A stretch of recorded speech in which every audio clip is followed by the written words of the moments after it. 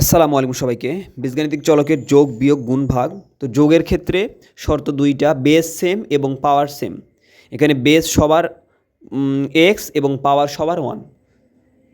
তো এখানে আমাদের যোগ করা যাবে। তো যোগ করার ক্ষেত্রে সহগগুলান যোগ করতে হয়। এখানে 2, এখানে 1 এবং এখানেও 1। তো 3টা যদি আমি যোগ করি, 2 আর 1 3, 3 আর 1 4, তো 4x। একটা যে কোনো একটা লিখলেই হবে, এক্স 4x। গুণের ক্ষেত্রে বেস সেম হলেই হবে, তারপরে সহগগুলান যেগুলো আছে সংখ্যাগুলা, সেই সংখ্যাগুলো আগে গুণ করব। তো 2 দিয়ে দুইটা 1কে গুণ করলে হয় 2। এবং এখানে পাওয়ারগুলো যোগ করতে হয়, মনে রাখবেন অবশ্যই বেস সেম হলে পাওয়ার যোগ করতে হবে গুণের ক্ষেত্রে। তো 3 2 5 আর 1 6, তো 6, 2x পাওয়ার 6।